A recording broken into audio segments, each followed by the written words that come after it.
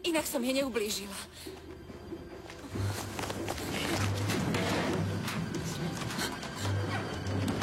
Jej ste neublížili. To vám verím.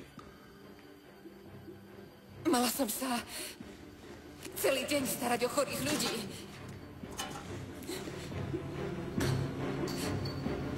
A večer ešte aj o svokrat toho. A váš muž si svoju zlosť vylieval na vás. Chcela som sa zbaviť oboch.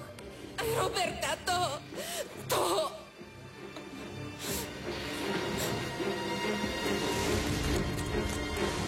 Erika! Nie. Nerobte hlúposti. Veď máte predsa aj dcéru. Nie?